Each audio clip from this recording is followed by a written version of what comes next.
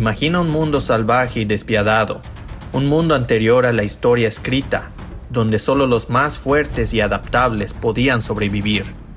En ese mundo, hace más de 400.000 años, surgieron los neandertales.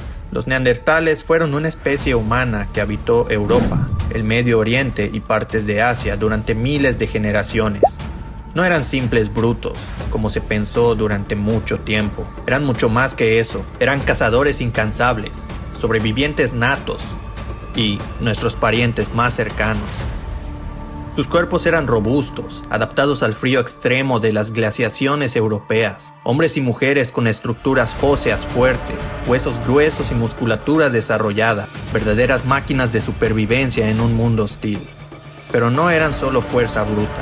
Su cráneo, aunque diferente al nuestro, albergaba un cerebro tan grande como el de los humanos modernos, a veces incluso más grande. Su inteligencia se revela en sus herramientas de piedra, técnicas de caza avanzadas y su capacidad para controlar el fuego, una habilidad que significaba la diferencia entre la vida y la muerte. Sin embargo, había algo aún más extraordinario en los neandertales: su humanidad.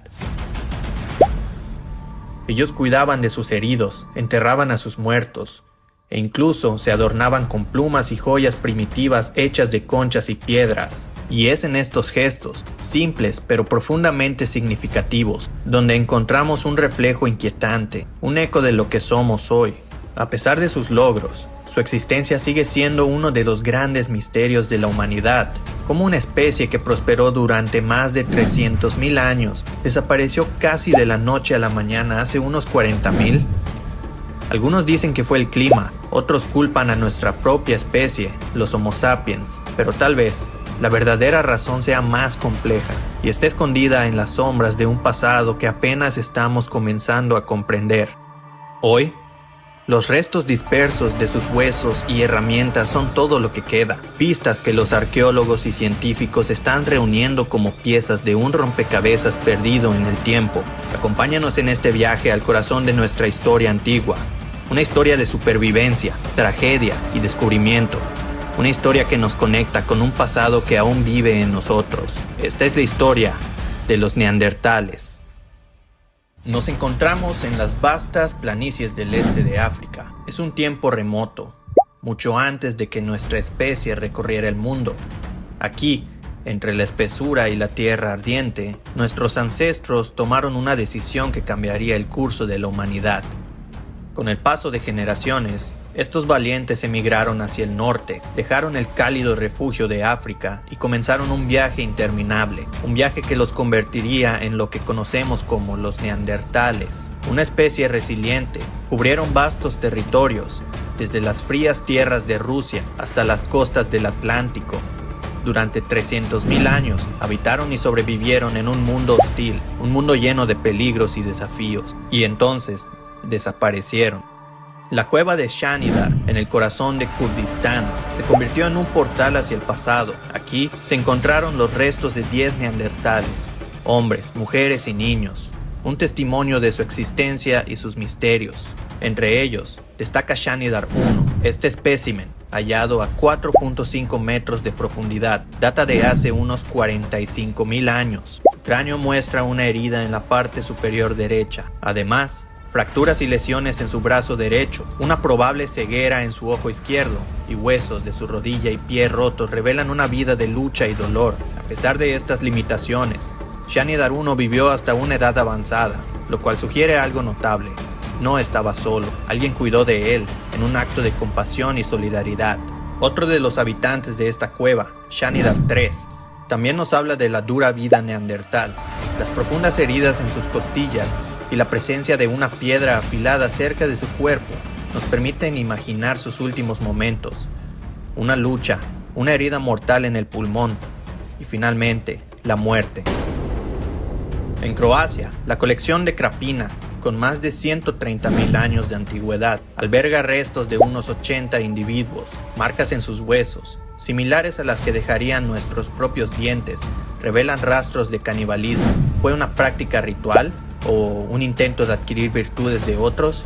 o simplemente un acto de supervivencia extrema? La respuesta permanece en el misterio, envolviendo a los neandertales en una complejidad que desafía nuestros prejuicios.